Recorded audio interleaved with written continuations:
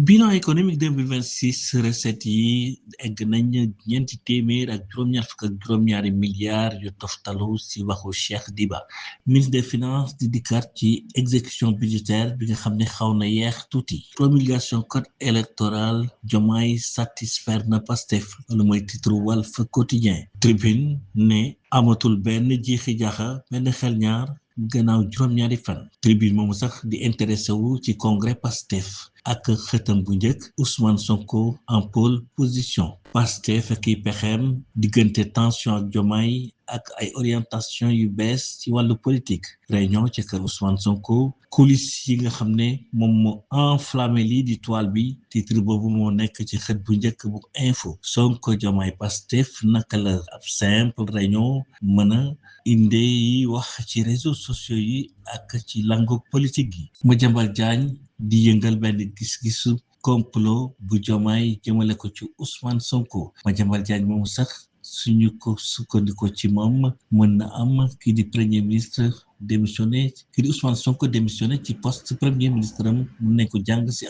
journal bii di en relief l'observateur moom dafa tegaat ci mbedd mi lépp lu nga xam ne moo soxal réunion boobu diggante Sonko ak état-major bu Pastef ci cité Kër Gorgui Pastef a ngi ci guddi gi ba sësagul Pastef en zone de turbulence loolu la enquête bind enquête di dikkaat ci réunion Kër Gorgui Yacine Fall Daouda Ngom ak El Malick Ndiaye ñoom taxul ñu amal solo lool li nit ñi di wax pourtant réunion bi jur na ay wax yu bari ñaareelu mandat ngir Diomaye loolu moo nekkoon mébétu meeting bu Mbour di ko xamle di direct news li wër te wër daal mooy xeex 2029 moom commencé na te it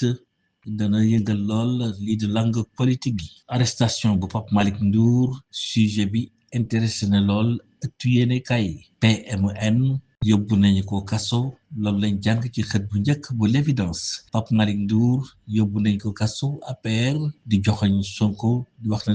dara waralu ko nag loolu bëgg naxasal li di parti bi loolu mën nañ ko jàng ci la tribune Pape Malick Ndour yóbbu nañ ko kaso las xëtee lu ni mel Pape Malick Ndour dañu ko fekk këram envoyé ko prison ay avocat ñoom nag ñu ngi defaru jekkandiku waat ngir mën ko génne ci ay jafe-jafe les échos di ñu xamal lu ni mel beneen arrestation muy arrestation bu Ndiaga Seck dikk arresté na ko ci affaire ñaar fukk ak ñaar ñu jiiñ ne borom ñaari tur yi la loolu moo nekk ci xët bu njëkk bu journal bi di Le Point réew mi moom dafa ñëwaat ci naka la ñu ko jàppee demuk màkk gi kii di dikk daf ko dakkal la loolu mooy xët bu njëkk bu suba teel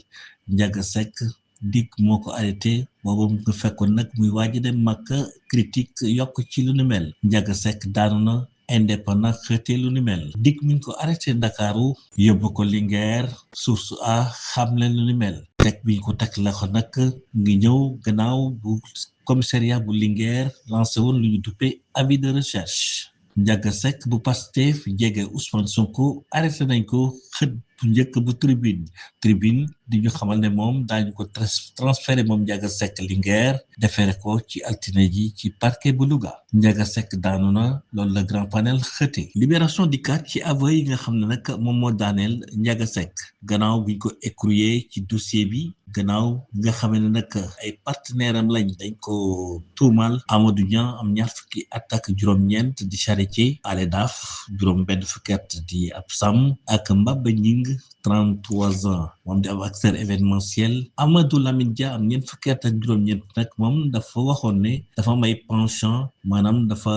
safoo lool li ñuy wax ay yos laata nag muy wax di ko ci tàggat ci toujours ci ay aveu agent bu CSE bi nga xam ne nag ñu koy toppe sax wàllaate feebar bi te tay ko di feebaru sida moom waxoon na nag ne am na ay rapport sexuel yu bëri ak Ndiaga Seck dem sax bay génne ci téléphone am ay photo yoo xam ne kii di Ndiaga Seck daf ci def yaramu nen ak ay message ñeel mbëggeel sport pour jeexal bool 2026 bi ñuy dem Kigali nag ki nga xam ne moo di Abbas Fall defal na leen lu rëy jàppale bu rëy ñoom ASC Ville de Dakar journal bi sport mi ngi ko tuddee motivation XXL bu Abbas Fall 21e journée bu Ligue 1 AGEL moom mi ngi ci danger ndax day fekk ji Gorée Teungueth FC na teg di xaar. CAN U17 Maroc Ghana Sénégal gaynde yu tout tànk yi fas yéene jaxandikuwaat. Coupe AFC